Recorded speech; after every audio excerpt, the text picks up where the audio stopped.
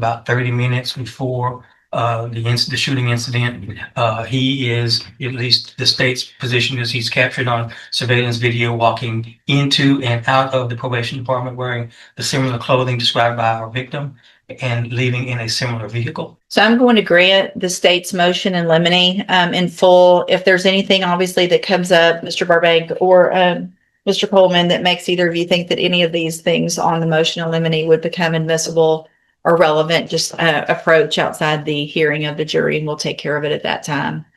There is another issue, Judge. An ID tech with Beaumont PD lifted a latent print or prints from the suspect vehicle. Those prints are referenced in a report done by the that ID tech, which was turned over to defense counsel in discovery.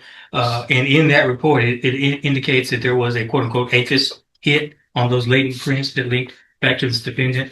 While it was referenced in the report, just this weekend when I was prepping the case, I realized I didn't have those latent prints and I didn't have the APHIS report. So I reached out by email this weekend. The ID tech. Here's where things get interesting. The prosecution says the latent prints from the suspect vehicle were linked back to the defendant, but the actual prints and supporting report weren't in the prosecutor's possession until this week. So the big question is, does that late discovery create a problem for the defense, or can the case still move forward?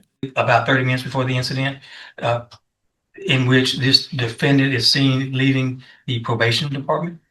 He was scheduled to meet with his probation officer on that day, about 30 minutes before the shooting incident. He is, at least the state's position is, he's captured on surveillance video walking into and out of the probation department wearing the similar clothing described by our victim and leaving in a similar vehicle. I think it is important. Certainly, we want to put that surveillance video in. There's no identifying or markings on that video that would indicate quote unquote probation department or CSCD. However, I think it's important to establish that the individual by the name of Asa Jones had an appointment at the probation department that day. I am perfectly okay with not referring to it as probation department. I'm not going to elicit the employment of any sponsoring witness for that video. Like, you work for the probation department. What I wanted to say is, and I'm open to suggestions, is a government entity or agency in downtown Beaumont. He had an appointment there. This is video from that government entity. That's my proposal on how to handle it. I would think for identity, that would be relevant. It sounds like, Mr. Burbank, thoughts on what terminology would be. My understanding is they're going to put a probation officer up there. Well, it is what it is. They've got, I would think if you want to, you don't have to necessarily ask exactly what agency they work for. Do you work for, a Jefferson County government agency? And then, we don't have to get into what she does or he or anything like that. You work for an agency, it's downtown Beaumont. Did this person have an appointment? And nobody goes into, obviously, if you cross-examine. Yeah, I don't know whether or not you even have to get into that. If they're going to sponsor the video saying that this was video from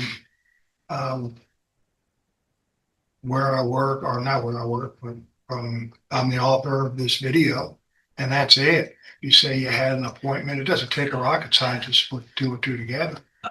But if you say, this is a video of. Well, but I would think the point of it would be that it was they would be testifying that person with the same name had the appointment.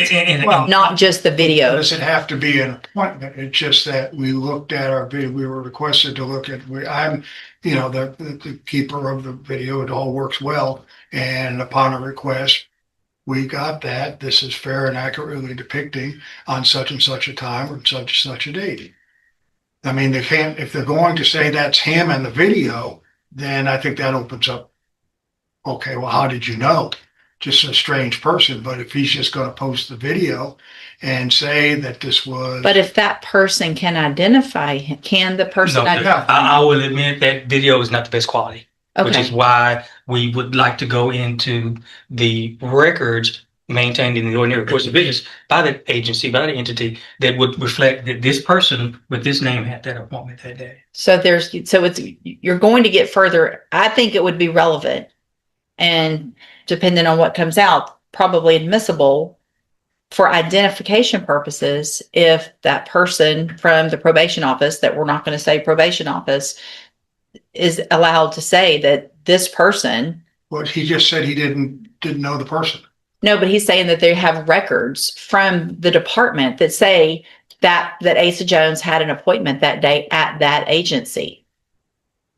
And I don't see how that's not relevant. If just based on what little I've heard about, this is clothes and identifying factors, and here we have the defendant with this name, and I think it's admissible. I think it's just a matter of tiptoeing around what the agency is and what you don't have to. Notice what the judge is doing here. The jury can hear that the defendant had an appointment at a government agency, but they're trying to avoid mentioning it was a probation office. That's an important legal strategy to prevent the jury from being unfairly influenced before all the evidence is presented. At the agency? It sounds like the testimony is just that he had an appointment that day. Yeah. Is that person knowledgeable in reference to the appointments that day, or is he just reading off a record? As a business record custodian. Yeah. Okay. For the record, I objected this time, Judge, and I asked that you rule on it, that it opens up extraneous. In addition to that, well, I think I filed an objections for any of the business record. He filed an objection, but I don't know that this is the type of, I mean, if it was provided 14 days ahead, then I don't know. It's not like the certificate of analysis where. Showing an objection to the cell phone records. Specific objection. Oh, I see another objection to 911 call business record affidavit. But I guess my question is just if a business record affidavit is filed timely 14 days ahead of trial, unlike a certificate of analysis where if there's an objection, then you have to bring the witness. On a business record affidavit, I think if it's filed timely, what is the objection? I think the only objection, I'm sorry, Mr. Burbank, is to the form. It's to the form of the business record. So, or some defect in the business record. Yeah, I think it's just as to the form. I looked it up and I don't see anything that says if it's something's objected to, then it has to be, if there's a specific part of the form. I'll take a look at, I looked at one already and it looked, I mean, these are from April. So obviously they're, well, at least one of them is, and then the other is. Judge, the 911 call, we're going to bring a live witness to sponsor that. So we don't have to worry about that one. But then the other one is, Cell phone records, business record. and that was done also, it looks like it also in early April. Yes. Okay, unless there's an objection, at the time to the form of the affidavit, then, that will be overruled. I'm going to also overrule the objection with regard at this time to, a witness from the probation coming and testifying. I will, I think Mr. Coleman understands, and I want everybody to understand, I am going to limit that to everyone only questioning, not mentioning probation department, not mentioning community supervisions, nothing like that. Just had an appointment. It's a governmental agency. Had an appointment, here's the video, the keeper of the video, the keeper of the records that can say there was an appointment. And then unless there's some questioning on cross that opens the door further, then obviously I would just be very careful with that, Mr. Burbank. Reference to, I have to ask, is he now going to put documentation in as the business record? I don't plan on doing that, Judge. Just a video, but not as far as. So testimony of the appointment and the video, correct? Yes, Judge. Okay. So, obviously if you feel like something else has been opened after any of that, make an objection as it's happening, and we'll take it, outside the presence of the jury and go from there. One last thing, I've provided Mr. Burbank with redactions. I don't know if I mentioned that, timestamps for the redactions made to the video in anticipation of objections by defense counsel, Judge. So what I'm going to ask Mr. Burbank for that, if you'd need to go over that this evening or tomorrow morning early, so that if there's any objections, I want to know ahead of time so that I can watch the video before we get started tomorrow. I'm well aware of this court because in appeals that I have written, there have been several attorneys and I represented the court. I think I sent an email to the learned state counsel last week and I got them just now 5 minutes ago. That's fine. But Just I will take care of it. take a look at it this evening, tomorrow morning, whenever you have an opportunity, so that if it's something that, mainly if it's something that I have to watch. Yeah, there's just one thing. There was a interrogation or it brought him in. You're not doing anything. This is a critical moment in the hearing. The defendant invoked the right to counsel during questioning. Once that happens, what investigators do next can become a major legal issue. Now the judge is carefully deciding which recordings the jury will actually be allowed to see. A body-worn camera. Oh, okay. I've redacted the 911 call,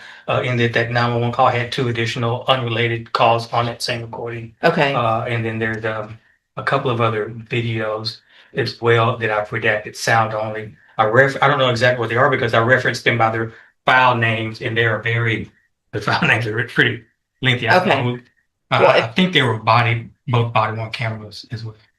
Okay. Just take a look. If y'all have any issues, just let me know in the morning. All right. Anything else? Mr. Vasquez, Mr. Smith, Mr. Lewis, you guys are all free to go. Thank y'all very much. Thank you.